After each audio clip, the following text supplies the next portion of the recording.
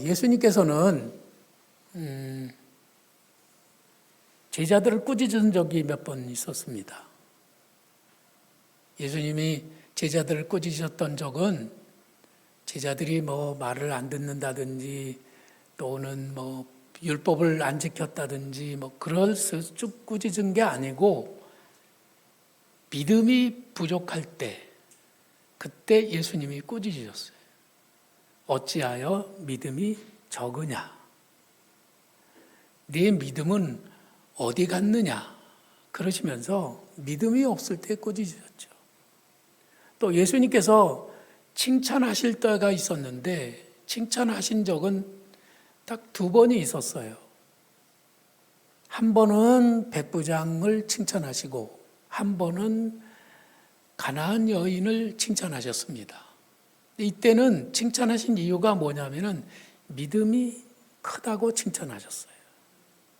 그래서 예수님은 믿음이 크고 좋은 사람들을 보면은 이렇게 칭찬을 하셨습니다. 근데 그 백부장도 가나안 여인도 이방인이었던 사실이 놀랍습니다. 여러분들도 다 예수님이 보시면 그때 당시로 보면 다 이방인이죠. 왜 대답이 안 됩니까? 칭찬 받을까 봐 두렵습니까? 한번 칭찬 받으면은 계속 칭찬을 받아야 되기 때문에 그 다음부터는 함부로 행동을 못 하게 되죠. 저는 여러분들이 우리 주님에게 칭찬받는 큰 믿음의 성도들이 되기를 부탁합니다. 믿음에는 과연 큰 믿음이 있고 또 그 큰 믿음은 하나님이 무척 기뻐하십니다. 믿음이 없이는 하나님을 기쁘시게 할 수 없다고 말씀하셨잖아요.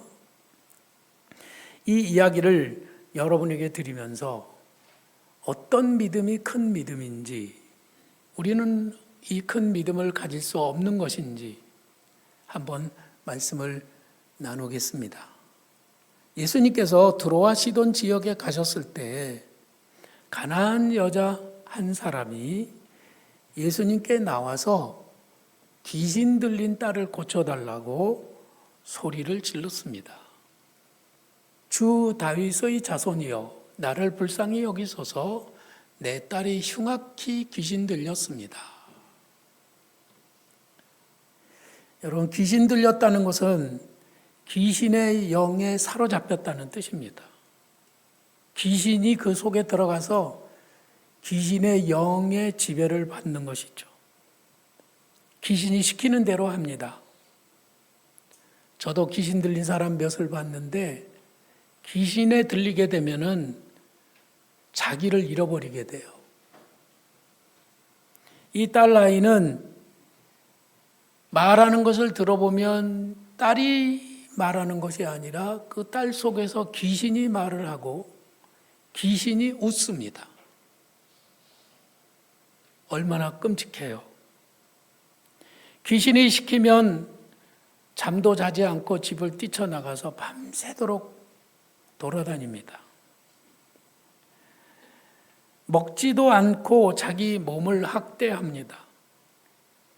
어렸을 때 그 딸 아이의 예쁜 모습은 완전히 사라지고 아이의 영혼은 황폐하고 피폐해졌습니다. 너무너무 불쌍한 거예요. 우리가 생각해도 아찔한데 그것을 지켜보고 있는 어머니는 그 마음이 얼마나 찢어지게 아프겠습니까? 며칠 전 대전에서 학교 선생님이 초등학교 1학년 아이를 살해한 사건이 있었습니다. 이런 일이 왜 일어나느냐 하면 그 악한 영이 그 속에 들어가면 그 악한 영이 이 속에서 뭐하라고 명령을 내리는 거예요. 그럼 거기에 붙잡히면 그렇게 따라갈 수밖에 없는 겁니다. 이 어머니의 마음은 얼마나 아프고 또 이 여인의 사정은 얼마나 다급하고 얼마나 힘들었겠습니까? 아마 그런 여인이 가까이 있다고 하면은 예수님이 보시면서 도와달라고 하지 않아도 도와주셨을 거예요. 근데 이날은 왠지 예수님께서 이 여인에게 거리를 두고 이 여인이 가까이 오면 등을 돌리고 이 여인이 말하면 듣지 않았습니다. 놀라운 일이죠. 저는 아직도 그것이 하나의 수수께끼예요.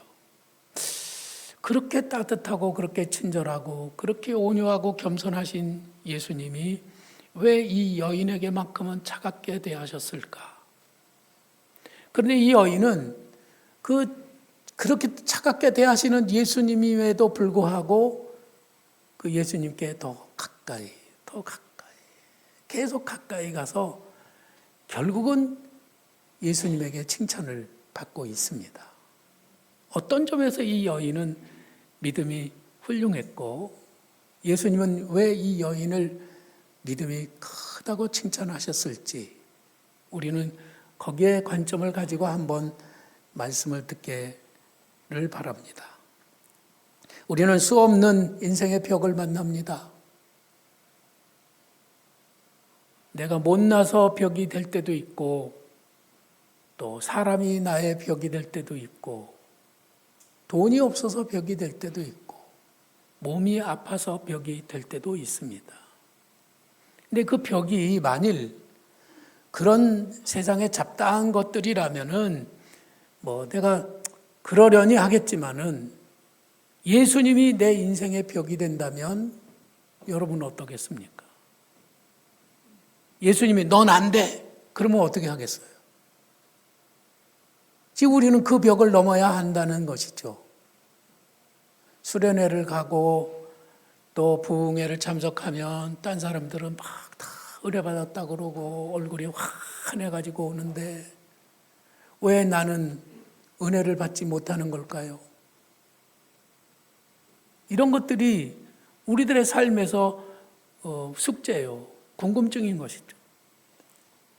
이 여인은 예수님이 가까이 계실 때 예수님에게 가서 말씀을 드려야 할지 말지 아마 고민을 했을 거예요. 며칠 전 제가 어느 시내 목사님에게 전화를 좀 드리고 도움을 청해야 될 일이 있었습니다. 그런데 저는 그분을 한 번도 본 적은 없어요. 전화번호를 몰라가지고 전화번호를 수소문을 해서 전화번호를 찾았습니다. 전화를 해서 도움을 청해야 될까요? 말해야 될까요? 그분이 만일 전화를 걸었는데 모르는 전화네? 그러고 전화를 끊어버리면 안 받아버리면 그거는 헛일이잖아요. 또 전화를 받았지만 제가 부탁을 드릴 때 목사님 저하고는 상관없는 일이고 저의 영역이 아닙니다. 그리고 거절을 해버리면 거절당하는 그 마음은 또 얼마나 속이 상하겠어요. 그래서 전화를 할까 말까 며칠을 고민을 하다가 결국은 전화를 했습니다. 여러분들도 그런 적이 있죠. 그죠? 전화를 해야 되나 말아야 되나 찾아가야 되나 말아야 되나 손을 내밀어야 되나 말아야 되나 이런 상황에 지금 이 여인이 있는 거예요. 마가복음에는 똑같은 동일 본문에 예수님이 어느 한 집에 쉬러 들어가셨다고 기록이 되어 있습니다. 쉬러 들어가신 거예요. 아마 사람들을 몰래 한갓진 이방 땅에 오셔서 휴가를 보내고 있었던 거예요. 근데 이 여인이 쉬고 계시는 그 예수님 집 문 앞에서 문을 두드려야 할지 말지 이 유대인들은 아주 까다로운 사람들이잖아요. 사마리아 여인에게 예수님이 물 한 모금 달라고 했을 때 이 여인은 놀라지 않았어요? 유대인인 당신이 어떻게 사마리아인 여인인 나에게 물을 달라고 하십니까? 이렇게 말하잖아요. 그분들은 이렇게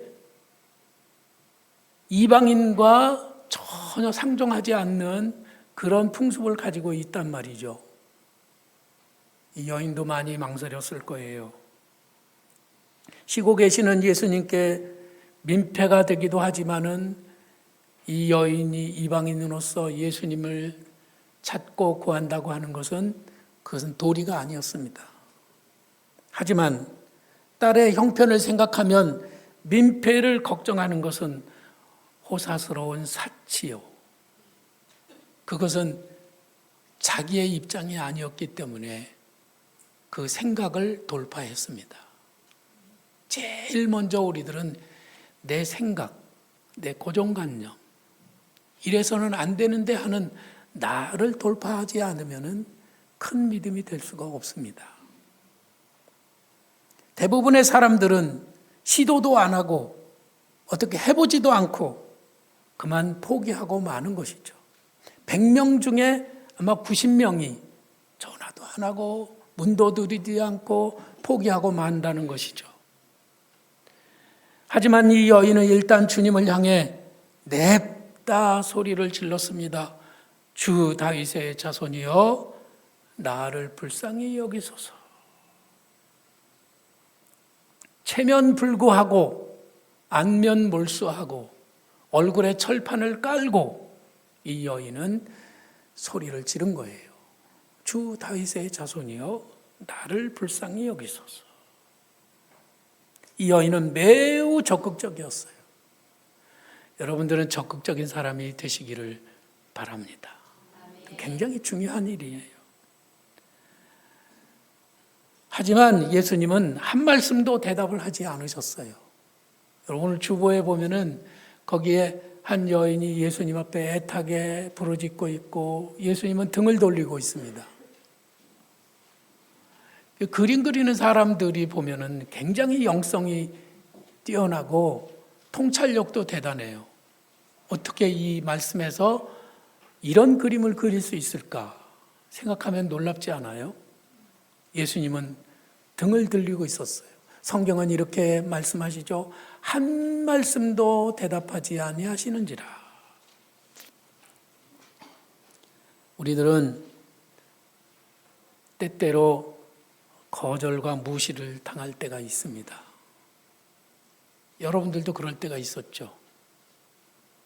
예배당에서 권사님 반가워요. 안녕하세요. 그러면은 그 권사님이 저한테 이렇게 말씀하세요. 목사님 아까 내가 인사했는데 안 받으셨잖아요.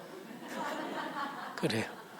저는 딴 생각을 하느라고 뭐 이렇게 하다가 이게 인사하는 말씀이 소리가 작을 수도 있고 딴 생각을 할 수도 있어서 못 들은 거예요. 그럼 너무 죄송해요. 그럴 때는 그저 딴 생각하다가 인사를 못 받은 거로구나 이해하시죠? 근데 어떤 때는요. 제가 어떤 목사님에게 반갑습니다. 손을 내밀었는데 손을 탁 치면서 인사할 필요 없습니다. 거절을 해서요. 우리 남자들은요. 아무리 왼수라도 손을 내밀고 악수는 하잖아요. 그죠? 근데 손을 탁 치고 안 받더라고요. 인사를. 그게 한 10몇 년 전인데 저는 별걸 다 잊어버려요. 모든 걸 다 잊어버리는데 그거는 제가 기억하고 있어요. 왜냐하면 그게 상처가 됐기 때문이죠. 여기 말씀에서 보면 예수님께서는 일부러 이 여인에게 대답을 안 했습니다. 이 여인을 완전히 무시했어요. 그런데 이 여인은 자기가 무시를 당하고 있음에도 불구하고 물러서지 않고 더욱 소리를 질렀던 것입니다. 주변에 있는 제자들이 그 상황을 보면서 예수님께 예수님 저 여인이 지금 소리 지르고 있잖아요. 뭐 1,000원짜리라도 하나 줘서 보내세요. 지금 이런 식의 대응을 하고 있는 거예요. 언제나 제자들은 무심하고 예수님은 더 민감하셨어요. 근데 이번에는 거꾸로 된 거죠. 이 여인은 그 대답하지 않으시고 무심하신 예수님에게 한 걸음 더 다가가고 있었던 거예요. 물러서지 않습니다.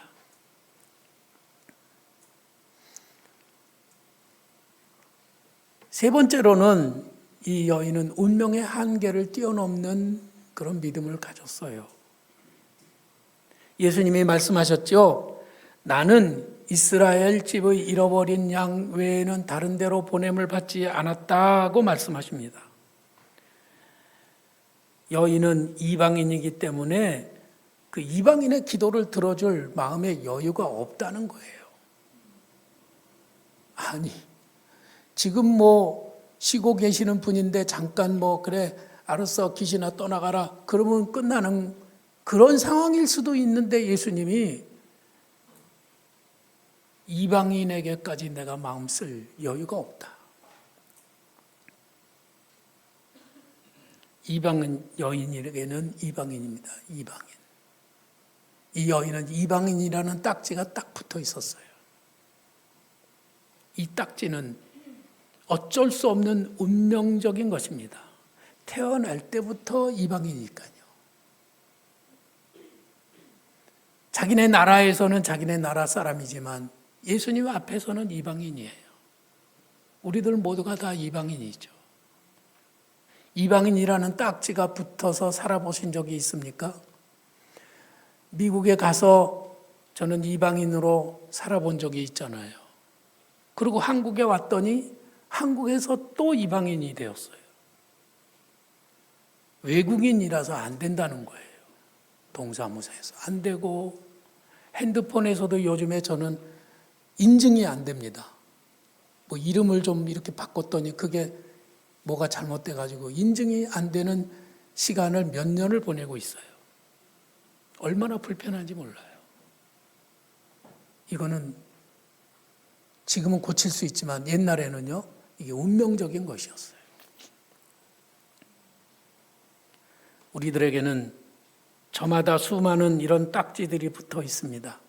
이 사람은 가난한 사람, 이 사람은 마약 중독자, 이 사람은 장애인, 이 사람은 몸에 병이 있고, 이 사람은 머리가 나쁘고, 이 사람은 공부를 못했고, 이 사람은 인간 말종이고, 이런 딱지들이 탁탁탁탁 붙어 있어요. 제 몸에도 아마 수십 개의 딱지가 붙어 있을 겁니다. 이것을 우리들은 내 힘으로는 극복할 수가 없는 거예요. 그럴 때 우리들은 그래, 나는 이방인이니까 어쩔 수 없지. 그러고 포기하기 마련인데 이 여인은 이 운명적인 한계까지도 극복하면서 주님 앞에 매달리는 것이었습니다. 그는 물러서지 않았습니다. 주님 앞에 무릎을 꿇고 절을 하면서 주여 도우소서. 이 물러서지 않는 적극적인 믿음이 얼마나 훌륭한지 몰라요. 포기하지 마세요. 포기하지 마세요. 이 여인은 넷째로 자존심이 무너졌지만 그 자존심을 완전히 내려놨어요. 예수님께서는 내 자식에게 줄 떡을 남의 자식에게 줄 수는 없다는 뜻으로 말씀을 점잖게 하실 수도 있었지만 안타깝게도 예수님은 지금 뭐라고 말씀하시느냐 하면 자녀의 떡을 개들에게 줄 수 없다 이렇게 말씀하셨어요. 그래서 그 여인을 개로 취급하셨습니다. 우리가 하나님의 은혜를 받는데 가장 큰 걸림돌이 무엇이라고 생각하십니까? 부흥에 참석해 보면요, 부흥사님들이 이구동성으로 하시는 말씀이 있는데 그건 자존심이에요. 기분 나쁘면 천국도 안 가요. 그게 우리들이란 말이죠. 그게 나예요. 근데 예수님께서 이 여인을 지금 개라고 말씀하신 거예요. 자존심, 그것은 자기 애착이라고 하는 것입니다. 내가 이래봬도 이런 사람인데. 이 여인은 드로아 시돈 지역에 살고 있는 귀족이었다고 합니다. 돈이 많은 사람이죠. 지금까지 인생을 살아오면서 그는 항상 갑이었어요. 이 사람은 을이 되어본 적이 없습니다. 그런데 지금 예수님 앞에서 완전 개무시를 당하고 있는 거예요. 그런 것이 필요했을까요? 그렇게까지 낮아야 될까요? 그래서 주님 앞에 좀 따지고 싶은 그런 생각이 있습니다. 이 여인이 만일 딸이 그렇게 흉악히 귀신 들릴 일이 아니었다면, 아이, 치사하고 더럽다. 그러고 확 내팽개치고 일어나서 자리를 박차고 떠났을 거예요. 근데 이 여인은 딸 때문에 포기할 수도 없어요. 더 긍정적이고 더 적극적인 그런 자세로 주님 앞에 매달렸습니다. 정말 훌륭한 그리스도인, 정말 믿음직스러운 그리스도인들도 자존심이 상하고 인격적인 모멸을 당하면 그때는 참지 못하는 것을 여러 번 봤습니다. 근데 우리들에게 있어서 그게 마지막 관문이 될 수도 있다고 하는 것을 우리는 기억하고, 그리하실지라도 찬양하고 그리하실지라도 감사하는 성도들이 되기를 부탁을 드립니다. 지금 이 딸의 병을 고쳐주실 수 있는 분은 오로지 예수님 밖에는 없습니다. 그러니 자존심을 걸고 원망하면서 도망칠 수가 없잖아요. 떠날 수가 없습니다. 물러설 수가 없어요. 죽음도 두렵지 않은데, 딸에게 생명이라도 아깝지 않게 내줄 수 있는데 자존심을 못 버릴 이유가 없지 않습니까? 여러분, 우리들이 여기에서 크게 배울 수 있는 것은 뭐냐면, 성경에 말씀하셨죠. 우리가 선을 행하되 낙심하지 말지니 포기하지 아니하면 때가 이름에 거두리라 하신 말씀입니다. 포기하지 말자는 거예요. 근데 여러분, 왜 예수님께서는 이 여인을 이렇게까지 모욕하시면서 힘들게 하실까요? 왜 그랬을까요? 그 이유를 아시는 분이 계십니까? 저는 아무리 묵상하고 아무리 기도하고 아무리 생각을 해봐도 모르겠더라고요. 정말 모르겠어요. 왜 그러셨는지. 이렇게 힘들게 하시면서 여인을 애먹인 것은, 여인의 인내심을 테스트하기 위한 것은 분명히 아니었을 것입니다. 놀라운 것은 뭐냐면, 이렇게 도무지 알 수 없는 하나님의 뜻, 하나님의 그 말씀, 주님의 그 태도는 우리는 원망하고 불평거리지만 이 여인은 뭐라고 말을 하느냐면은, 주여 옳습니다마는 개들도 주인의 상에서 떨어지는 부스러기를 먹나이다. 이렇게 대응하는 것입니다. 여러분, 우리들이 모든 것을 다 할 수는 없어요. 어떻게 주님이 하시는 말씀을 우리가 다 알고, 주님이 우리 앞에서 지금 우리나라에서, 우리 가정에서, 우리 교회에서 일어나고 있는 모든 일들에 대해서 우리들이 그건 그런 거야, 그건 그런, 이해하고 있을 수 있겠습니까? 얼마나 많이 아세요? 이쪽이 태극기 들고 이쪽이 뭐 촛불 들고 서로 하는데, 이 사람들은 다 알고 이 사람들이 이걸 다 알고 다 할까요? 아니요. 우리들은 몰라요. 우리들이 알고 있는 부분이 어느 정도냐면은, 바닷가에 모래알이 많이 있다고 하면 그 모래알 중에 한 알만큼 우리가 아는 거예요. 에디슨 같은 그런 대단한 과학자도 자기가 알고 있는 지식은 바닷가에 모래알 한 알만큼 뿐이 안 된다고 말했잖아요. 근데 우리들이 뭐를 안다고 하나님이 틀렸다고 그러고, 하나님 그럴 수가 있냐고 그러고, 하나님 말도 안 된다고 그러고 원망하며 불평할 수가 있겠습니까? 틀렸다면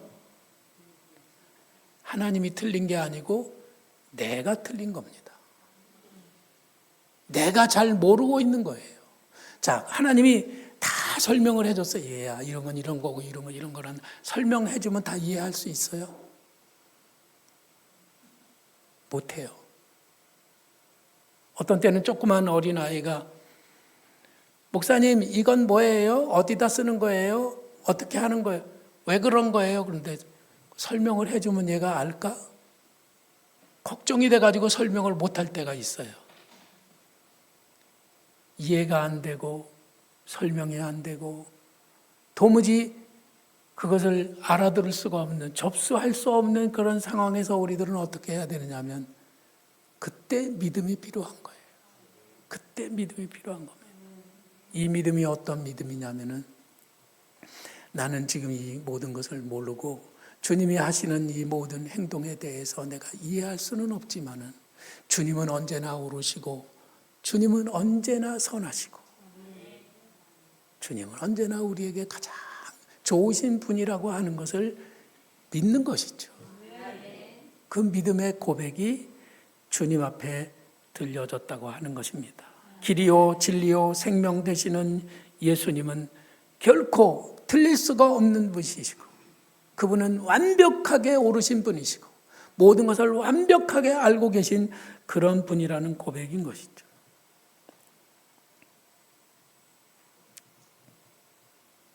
여러분, 주님이 나를 가난하게 하신 까닭은 나는 몰라요. 그러나 주님이 오르세요. 만일에 주님이 나를 병들게 하신다고 해도 그것 때문에 내가 너무너무 불편하고 그것 때문에 내가 너무 슬프고 그것 때문에 낙심이 되더라도 주님은 오르세요. 주님이 오늘 내 생명을 가져가신다고 해도 주님, 저 할 일이 많아요. 오늘은 아니에요. 그렇게 항의할 수는 있지만은 그때도 주님은 오르십니다. 만일에 내가 온갖 모욕과 수치를 당한다고 해도 정말 받아들일 수 없는 그런 비참한 상황이 된다고 하더라도 주님은 오르십니다. 할렐루야. 길을 가다가 크게 넘어져 다쳐도 내가 사업을 하다가 실패를 해도 엄청나게 많은 빚을 졌다고 해도 주님이 오르십니다. 그렇게 고백을 드렸더니 주님이 네 믿음이 크다 말씀하신 거예요. 이 여인은 이렇게 말하지요. 개들도 주인의 상에서 떨어지는 부스러기를 먹나이다. 개들은 부스러기를 먹고 살고 그 부스러기를 즐겁게 받아 먹습니다. 주인이 고기를 먹고 뼈다귀를 휘 던지면 개들이 막 달려가서 좋아하라고 그걸 집어 먹습니다. 그게 개들의 운명이죠. 그러나 이 여인은 지금 하나님 앞에 말씀드려요. 그런 것 조금이라도 저는 너무 좋아요. 그게 아니에요. 하나님의 은혜는 한이없이 큽니다. 하나님의 은혜는 엄청난 능력과 권세를 가지고 있습니다. 그 엄청난 은혜의 부스러기 조금, 그게 하늘의 은혜지요. 상표가 하늘표가 붙어 있는 그 부스러기예요. 하찮은 빵 조각이 아닙니다. 그래서 그 하늘표가 붙어 있는 그 부스러기 은혜를 저에게 주시면 그것만으로도 저는 살겠습니다. 이런 믿음이 대단한 거죠. 그래서 주님께서는 감동을 하시고 여자여 내 믿음이 크도다고 말씀하시고 그 여인을 칭찬하시고 네 소원대로 되리라고 말씀하신 것입니다.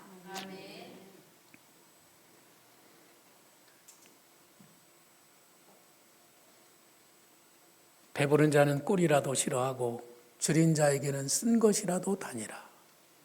주님 앞에 우리들은 배부른 자가 되지 않기를 바랍니다. 늘 목마르고 늘 배고파서 주님의 은혜를 사모하고 또 사모하는 그런 하나님의 사람들이 되기를 바라요. 예수님께서 그 여인을 믿음이 크다고 칭찬하셨습니다. 여인은 하나님의 아들 예수님만이 자기 딸을 고치실 수 있으시며 예수님은 사랑이 많으시기 때문에 자기의 이런 허접한 간구도 반드시 들어주실 것이라고 하는 그런 믿음을 갖고 주님 앞에 나갔기 때문에 주님은 그를 믿음이 크다고 하신 것입니다. 여러분들이 드리는 기도를 주님이 들으시리라고 믿습니까? 뭘 근거로 주님 앞에 나가시죠? 예수님께서 말씀하셨어요. 너희가 내 안에 거하고 내 말이 너희 안에 거하면 무엇이든지 원하는 대로 구하라 그리하면 이루리라 말씀하셨습니다. 옛날에 그 가나안 여인에게는 그런 말씀도 없었어요. 오늘 우리에게는 무슨 기도든지 내 이름으로 기도하면 다 들어주겠다고 약속하셨습니다. 우리가 바로 부스러기 같은 믿음을 갖기를 원합니다. 그래서 주님의 은혜를 더 믿는 성도들이 되기를 바라요. 그것은 말씀 위에 든든히 서는 신앙입니다. 무슨 기도든지 내 이름으로 하면 다 들어주겠다는 그 약속의 말씀을 믿고 주님 앞에 나아가 기도하는 성도들이 되시기를 부탁합니다.